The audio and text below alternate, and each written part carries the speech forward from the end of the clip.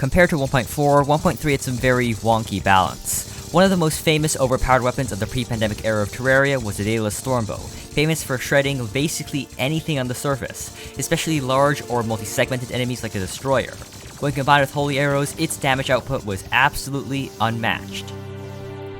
Of course, we all know that Red eventually came to his senses and gave the Stormbow some well-deserved nerfs. In 1.4, the Stormbow itself had its fire rate nerfed by 20% when using holy arrows, and its damage was also reduced significantly. Holy arrows themselves are also nerfed by removing the hollowed stars piercing and also having the stars damage outright. This means the hollowed stars went from being essentially full copies of the arrow with extra piercing capabilities to half-damage pellets that act more as support than anything else. This meant that a second of Stormbow fire that used to spawn 3.33 holy arrows and thus 6.66 hollowed stars, dealing a combined 560 base damage per second, was nerfed down to a fire rate that is both lower in quantity and in quality.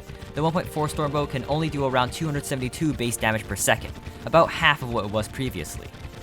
Then, in 1.4.4, they decided to nerf holy arrows even further, by reducing star damage from the already pitiful 50% to an even more pitiful third.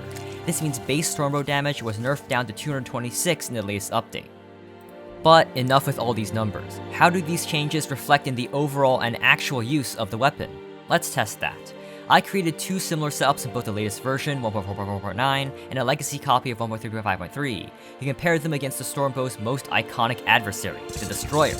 The only difference was that the 1.4 setup used amphibian boots instead of frostbark since they weren't added yet in 1.3, and that the 1.4 setup used a more powerful mix setup compared to 1.3. Balance changes in 1.4 made mix setups more viable, so in this unboxed Lantern 1.3, I stuck to the classic titanium armor setup. Yes, this does give 1.4 a slight advantage damage-wise, but you'll see why that doesn't matter shortly. In modern Terraria, the Stormbow finished with a respectable average time of just under 1 minute and 13 seconds on expert mode, with a very tight variability of just a couple seconds. That's a very respectable finish, and the Stormbow is still definitely a good weapon, especially for boss fights it's suited to. But that is nothing compared to what it could do in the unboxed land of 1.3.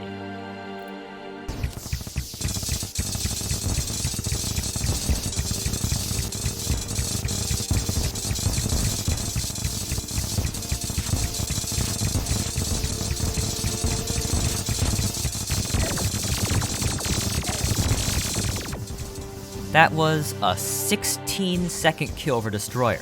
In all the attempts I did for 1.3 Destroyer, the slowest run was only about 20 seconds. That's how powerful it was. Not only did the full damage of the stars shred the Destroyer's formidable defense in the way that modern stars never could, the piercing of the stars meant that the Stormbow absolutely melted the Destroyer whenever it curled over itself like this. You can even see the difference. In 1.3 you can see stars tick damage in the hundreds just like the arrows, while in 1.4 you can clearly see how the stars only tick 20 or so damage due to their significantly reduced base damage and the Destroyer's high defense. The fire rate difference is also apparent from the moment you fire the weapon. It's just there. It simply feels more powerful and voracious on the older version. In fact, 1.3 Stormbow's power is similar to 1.4.3 Destroyer Starcloak cheese, where explosive bullets are used to artificially proc Starcloak rapidly like this. Both deal around 6,000 to 7,000 damage per second and are ludicrously overpowered. Perhaps the only weapon more broken for the Destroyer is the Tome of Infinite Cheese, though that one is post-max. If anything, for the sake of balance, I'm personally glad that it was nerfed. If you're part of 3/4 of my viewers who aren't subscribed, I ask you to do so, as we are nearing 100,000. A few similar contents of mine are on the left and on the right. Either way though, thank you for watching, and good day and goodbye.